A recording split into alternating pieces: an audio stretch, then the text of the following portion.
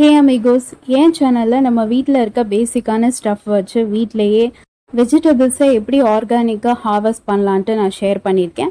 அதே தான் இந்த வீடியோவில் இருக்குது. ஸோ வீடியோ ஃபுல்லாக ஸ்கிப் பண்ணாமல் பாருங்கள். அண்ட் இந்த தடவை நான் உங்களுக்கு வீட்டில் இருக்க பேசிக் ஸ்டஃப் வச்சு ஹார்வெஸ்ட் பண்ண சொல்லித்தர போகிறது வெந்தயக்கீரை. எப்படின்னு தெரிஞ்சுக்க வீடியோ ஃபுல்லாக ஸ்கிப் பண்ணாமல் பாருங்கள். இதுக்கு நான் ஒரு கொஞ்சம் குவான்டிட்டி ஆஃப் வெந்தயம் எடுத்திருக்கேன். வெந்தயம்ன்றது பேசிக்காகவே எல்லார் வீட்டு கிச்சன்லேயும் இருக்க ஒரு பேசிக் ஸ்டஃப் தான். நான் ஒரு சின்ன பாட்டுக்கு போடுறதுனால கொஞ்சம் குவான்டிட்டி எடுத்திருக்கேன். நீங்கள் இதை கிரவுண்ட் ஏரியாவில் போடனாலும் போடலாம், இல்லை பெரிய பாட்டுக்கு போடனாலும் போடலாம். பாட்டோட சைஸுக்கு ஏற்ற மாதிரி நீங்கள் வெந்தயத்தை எடுத்துக்கோங்க. இப்போது இந்த பாட்டை கொஞ்சமாக தண்ணி ஊற்றி கொஞ்சம் பதப்படுத்திட்டு அதுக்கப்புறம் இந்த வெந்தயத்தை அப்படியே ஸ்ப்ளாஷ் பண்ணுங்கள். ஸ்ப்ளாஷ் பண்ணிவிட்டு ஜஸ்ட் ஒரு ப்ரெஸ் மட்டும் பண்ணுங்கள். அதாவது ரொம்ப உள்ளேயும் பெனிட்ரேட் ஆகக்கூடாது, ரொம்பையும் அப்படியே வெளியே இருக்கக்கூடாது. லைட்டாக இப்படி ப்ரெஸ் பண்ணி விடுங்க. ஏன் அப்படின்னா நீங்கள் உள்ளே நல்லா புதைச்சி வச்சிட்டிங்கன்னு வைங்களேன், இந்த வெந்தயம் எப்படி வளரும்னா மண்ணை புஷ் பண்ணிட்டு தான் அது வளரும். அதாவது ரூட் நார்மலாக கீழே போகும். அண்ட் இது புஷ் ஆகிட்டு அப்படியே இந்த வெந்தயம் சீடு மேலே வரும், வித் லீவ்ஸோட வரும். கொஞ்சம் க்ரோ ஆன அப்புறம் இந்த சீடு ஷெட் ஆகிடும். ஸோ நீங்கள் நல்லா புதைச்சி வச்சுட்டிங்கன்னா அது புஷ் பண்ணிட்டு வர முடியாமல் மேலே மண்ணோடையே சேர்த்துட்டு அது புஷ் பண்ணிட்டு வளர ஆரம்பிச்சிடும். ஸோ அந்த தப்பை பண்ணாதீங்க. அண்ட் மீன்வைல் நீங்கள் சீடை அப்படியே சும்மா சோ பண்ணி விட்டுட்டு இப்படி லைட்டாக ப்ரெஸ் பண்ணாமல் அப்படியே சும்மா தூவி விட்டுட்டீங்க. இன்னொன்று, காத்தடிச்சாலோ இல்லை நீங்கள் டெய்லியும் தண்ணி ஊற்றும் போது எல்லாமே ஒன்னோட ஒன்றா ஜெல் ஆகி அது பஞ்சு மாதிரி ஆகி கெட்டு போயிடும். சீடு க்ரோ ஆகாது. ஸோ அதனால தான் சொல்கிறேன், ஃபஸ்ட்டு நீங்கள் வெந்தயத்தை தூவி விட்டுட்டு லைட்டாக ஒரு ஃபிங்கரை வச்சு சும்மா ஒரு ஜென்டிலாக ஒரு புஷ் பண்ணிக்கோங்க. புஷ் பண்ணிவிட்டு இப்போ எல்லா சீடும் இப்படி போட்டதுக்கப்புறமா ஜென்டிலாக கொஞ்சமாக மண்ணை இப்படி ஸ்ப்ளாஷ் பண்ணி விடணும். மண்ணை அதுக்குன்னு அள்ளி கொட்டக்கூடாது. லைட்டாக ஸ்ப்ளாஷ் பண்ணி விட்டிங்கன்னா அவ்வளோதான், முடிஞ்சிடுச்சு. இப்போ டே பை டே இதோட க்ரோத்தை மட்டும் நீங்கள் அப்சர்வ் பண்ணாவே போதும். இப்போ டே 3 நான் மானிட்டர் பண்ணியிருக்கேன். கொஞ்சமாக இது வளர்ந்துருக்கு. அண்ட் என்னோட பேட் லக்கா இல்லை பேட் டைமானு தெரியல, ஒரு தடையும் நான் என்னென்ன பிளான்ட்டெல்லாம் க்ரோ பண்ணலாம் அப்படின்ற ஐடியாவில் வீடியோ எடுக்கிறேனோ அந்த டைம்லாம் நல்ல மழை, நல்ல காற்றடிக்குது. ஸோ ஒரு ஸ்டேஜ் வரும்போது எல்லாமே அப்படியே விழுந்துடுது. ஏன் தான் அப்படி இருக்குதோ தெரியல எனக்கு.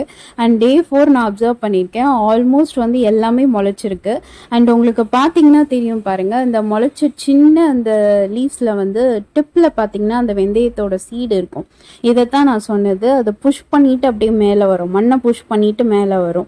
நீங்கள் அதனால் மேலே லைட்டாக தான் மண்ணை தோணும். நீங்கள் மண்ணை அப்படியே ஒரு என்ன சொல்கிறது, இதுக்கு மேலே ஒரு லேயர் ஆஃப் மண் போடணும், அதுக்கு மேலே ஒரு லேயர் போகிறேன்ட்டு டபுள் லேயர் நீங்கள் ஃபில் பண்ணிட்டீங்கன்னா புஷ் பண்ணிட்டு வரும்போது மண்ணோடு அது புஷ் பண்ணிட்டு வந்துடும். அண்ட் உங்களுக்கு வளராது. அதனால தான் அப்படி லைட்டாக சாண்டை டாஸ் பண்ணி விட சொன்னேன். அண்ட் இப்போ டே 6 பார்த்தீங்கன்னா ஓரளவுக்கு எல்லாமே வளர்ந்துச்சு. வெந்தயம் நீங்கள் எவ்வளோ போடுறீங்களோ அந்த அளவுக்கு இது நெருக்கமாக நிறையவே வரும். அண்டு ஏற்கனவே நான் ஸ்டார்டிங்லேயே சொல்லியிருப்பேன், என் பேட் டைமாக என்னன்னு தெரியல, நான் போட்டது நிறையா தாங்க போட்டேன். அண்டு செம்ம காற்று, செம்ம மழை, நீங்களே பார்த்தாவே தெரியும். இப்படியே தான் நான் போட்ட நாள்லேருந்து கண்டினியூ ஆகிட்டு இருந்ததுனால போட்டதில் 2-3 விதை குட்டியிலே காற்றுல மழையில எல்லாம் போயிடுச்சு. ஸோ இதெல்லாம் தப்பிச்சு வந்த இலைங்க தான் இப்படி இருக்குது. ரீசன்ஸ் இந்த லீவ்ஸோட ஸ்டெம் பார்த்தீங்கன்னா ரொம்பவே தின்னாக இருக்கும். ஸோ ரொம்ப ஹெவி காற்றோ இல்லை ஹெவி ரெயின்ஃபாலோ வந்தானா இது தாங்காது. உடனே அப்படியே கீழே வேரோடே அப்படியே விழுந்துடும். அந்தளவுக்கு ரொம்ப தின்னாக இருக்கும். ஈவன் நீங்கள் வாட்டரே ரொம்ப ஃபோர்ஸ்ஃபுல்லாக அப்படியே தண்ணி ஊற்றிட்டீங்க, ஒரு மக்கு நிறைய ஃபோர்ஸாக ஊற்றிட்டிங்கன்னா அப்படியே ரூட்டோடு அப்படியே பேந்துட்டு வந்துடும். ஸோ அதனால் அது மட்டும் கொஞ்சம் கேர்ஃபுல்லாக பார்த்துக்கோங்க. மற்றபடி இது க்ரோ பண்ணுறது பெரிய ஹிமாலயன் ஹில் ஏறுற ப்ராசஸ்லாம் கிடையாது, ஈஸியாக தான் இருக்கும். அண்ட் இந்த கீரையை பொறுத்தவரை இது ஃபுல்லாக க்ரோன் அப் ஆகிறதுக்கு it takes around 30 to 40 days. அதாவது ஒரு 1 month டியூரேஷன் ஆகும்னு வச்சுக்கோங்களேன். ஃபுல்லாக வளர்ந்துருச்சுன்னு உங்களுக்கு எப்படி தெரிய வரும்னா, லீஃபோட டிப்பில் ஒயிட் கலரில் பூ வரும், இல்லைனா லீஃப் பழுத்து அப்படியே கீழே விழ ஆரம்பிச்சிடும். இந்த 2 ஐடென்டிஃபிகேஷனில் ஏதாச்சும் ஒன்று இருந்தாலுமே உங்களோட லீஃப் ஃபுல்லாக க்ரோன் அப் ஆயிடுச்சுன்னு அர்த்தம். ஸோ அந்த டைம் நீங்கள் ப்ளக் பண்ணிடலாம். அண்ட் எஸ், நான் வெந்தயம் போட்டு இன்னையோட 30th டே. அண்டு பார்த்தீங்கன்னா என்னோட லீஃபோட டிப்பில் பூவும் வர ஆரம்பிச்சிச்சு, என்னோட லீஃபும் பழுத்து ஷெட் ஆக ஆரம்பிச்சிச்சு. ஸோ இந்த டைம் இது ஃபுல்லாக க்ரோன் அப் ஆயிடுச்சுன்ட்டு நான் எல்லாத்தையுமே ப்ளக் பண்ணி எடுத்துக்கிறேன்.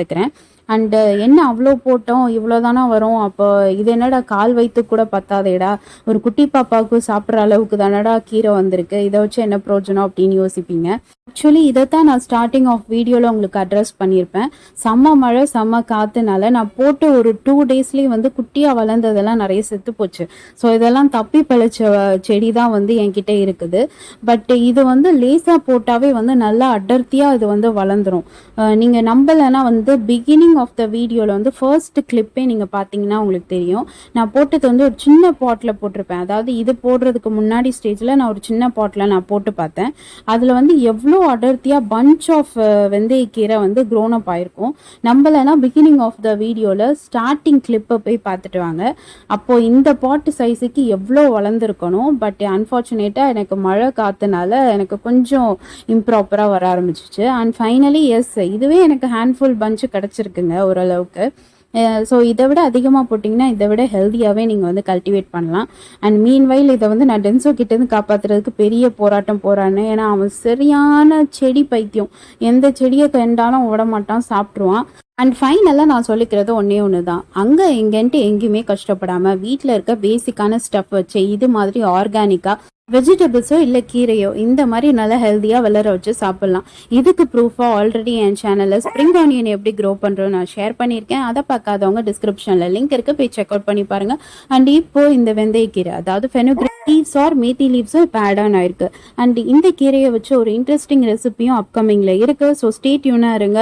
இதே மாதிரி வீட்டில் இருக்க பேசிக்கான ஸ்டஃப் வச்சு இன்னும் நிறைய வெஜிடபிள்ஸ் க்ரோ பண்ணலான்றதை நான் ஷேர் பண்ண போகிறேன். ஸோ அது தெரிஞ்சுக்க வீடியோ மறக்காமல் லைக் பண்ணுங்கள், ஷேர் பண்ணுங்கள், சப்ஸ்கிரைப் பண்ணுங்க and மறக்காம பெல் ஐகானை பிரஸ் பண்ணிக்கோங்க for notification. வீடியோ யூஸ்ஃபுல்லாக இருந்தால் காமெண்ட் பண்ணுங்க. See you back soon in the next video. Bye.